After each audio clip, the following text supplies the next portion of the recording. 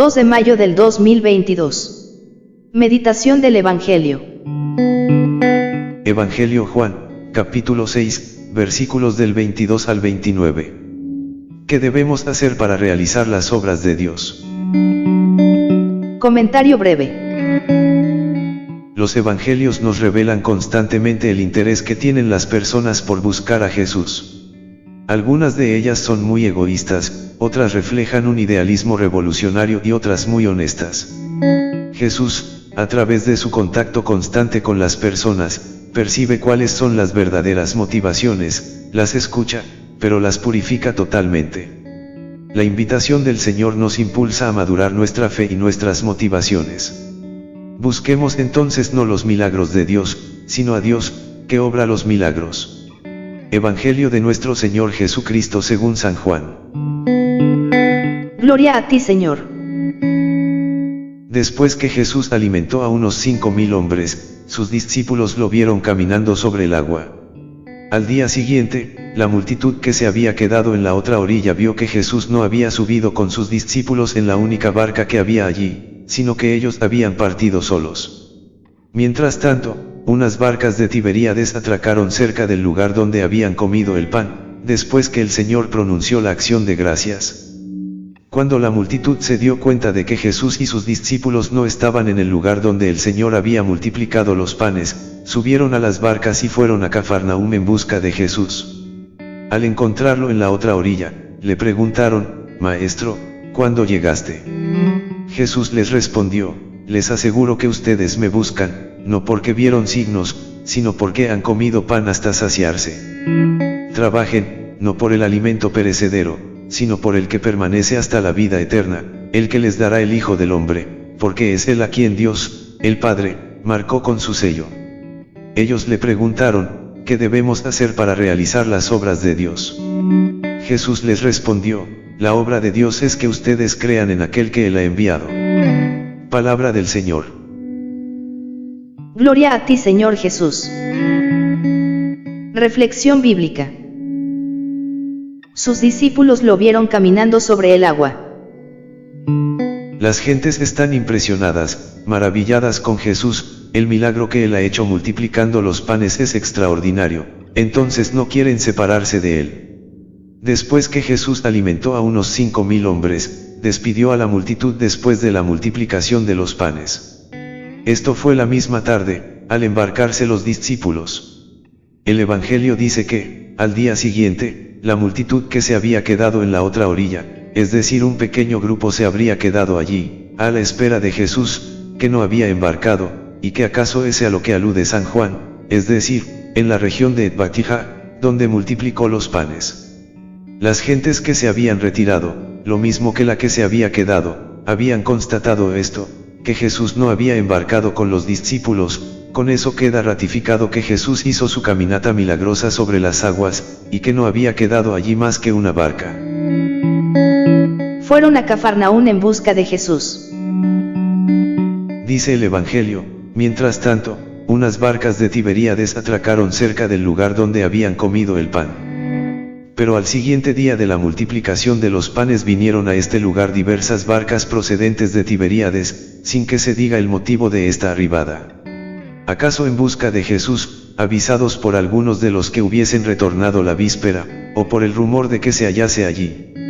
Tiberíades era capital y, situada en el lago, era el puerto principal de Galilea. Josefo, historiador judío, hace ver el gran movimiento de naves que en él había en ese lugar. Como estas gentes que había quedado allí se dieron cuenta que no podían encontrar a Jesús, aunque no lo vieron embarcar, y como vieron que los discípulos se dirigieron a Cafarnaúm, aprovecharon la oportunidad de estas barcas que acababan de llegar de Tiberíades, se embarcaron en ellas, dice San Juan, subieron a las barcas y fueron a Cafarnaúm en busca de Jesús. Aquí lo van a encontrar, y en esta villa tendrá lugar el discurso sobre el pan de vida. Maestro, ¿cuándo llegaste?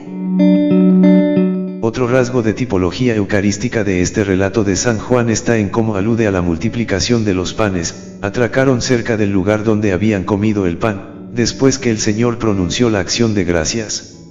Su confrontación con los relatos de la institución eucarística lleva a esto. El sentido tipológico vale, aunque sea interpolación. Prestemos atención a parte del hermoso discurso sobre la diferencia y necesidad de un alimento espiritual, que Jesús hace al encuentro con las multitudes en la región de Cafarnaúm. Al encontrarlo en la otra orilla, le preguntaron: Maestro, ¿cuándo llegaste? La pregunta que le hacen con el título honorífico de maestro, Rabí, lleva un contenido sobre el modo extraordinario como vino. Sabían que no se había embarcado ni venido a pie con ellos. Deben haber estado maravillados, al pensar cómo había venido Jesús. Era un volver a admitir el prodigio en su vida. Les aseguro que ustedes me buscan, no porque vieron signos, sino porque han comido pan hasta saciarse. La respuesta de Jesús pasa por alto aparentemente la cuestión para ir directamente al fondo de su preocupación. No le buscan por el milagro como signo que habla de su grandeza y que postula, en consecuencia, obediencia a sus disposiciones, sino que solo buscan el milagro como provecho.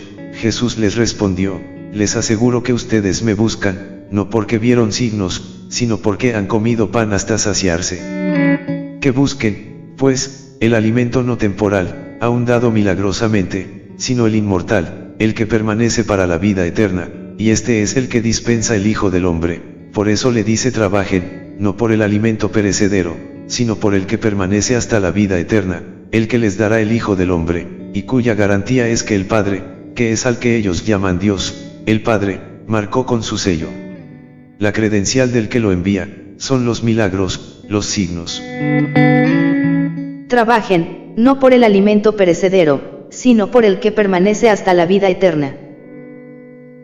En nuestra realidad de hoy, con cierta pena vemos cómo sucede que hay personas que buscan en la religión algo que les resulte conveniente, entonces buscan a Dios no por Dios, sino por la ayuda que pudieran conseguir de Él, y además exigen rapidez. Luego suceden que la respuesta les tarda en llegar, entonces, pierden la fe y le dan la espalda al Señor. No es el alimento material el que debemos buscar, sino el que permanece por siempre, hasta la vida eterna. Hasta aquí las multitudes, y sobre todo los que los guiaban, no tienen dificultad mayor en admitir lo que Jesús les dice, principalmente por la misma incomprensión del hondo pensamiento de Jesús. Por eso, no tienen inconveniente en admitir, como lo vieron en la multiplicación de los panes, que Jesús esté sellado por Dios para que enseñe ese verdadero y misterioso pan que les anuncia, y que es alimento que permanece hasta la vida eterna. ¿Qué debemos hacer para realizar las obras de Dios? De ahí el preguntar ¿qué debemos hacer para realizar las obras de Dios? Es decir, para que Dios les retribuya con ese alimento maravilloso. Piensan, seguramente, que puedan ser determinadas formas de sacrificios, oraciones, ayunos, limosnas, que eran las grandes prácticas religiosas judías. Pero la respuesta de Jesús es de otro tipo y terminante. En esta hora mesiánica es que, Jesús les respondió: la obra de Dios es que ustedes crean en aquel que Él ha enviado, fe que, en San Juan, es con obras. La multitud comprendió muy bien que en estas palabras de Jesús no solo se exigía reconocerle por legado de Dios, sino la plena entrega al mismo. Esto es lo que nos dice con mucha claridad Jesús: no está Dios para servir al hombre, al contrario, el hombre está para servir a Dios. Dios atiende nuestras plegarias y necesidades, todo esto por el gran amor que les tiene a los hombres, pero debemos estar siempre dispuestos a servirle, haciendo su voluntad, viviendo una vida y una conducta agradable a Dios, y a Él le dejamos su misericordioso auxilio. Jesús le dijo a Catalina de Siena: tú preocúpate de mí, yo me preocuparé de ti y de tus cosas. Hasta los confines de la tierra. Esteban es el primer apóstol de los helenistas. Suyo fue el primer intento de inculturación, constituido por un decidido distanciamiento respecto al judaísmo tradicional. Pero no consiguió su objetivo en algunos de los suyos. También hay conservadores entre los procedentes de la diáspora, quizás incluso más que entre los propios judíos palestinenses. Probablemente se debiera a la necesidad de defender su propia identidad. La primera aproximación al mundo judío de lengua y cultura griega es rechazada también por los notables. Esteban sigue así el destino de Jesús, es rechazado.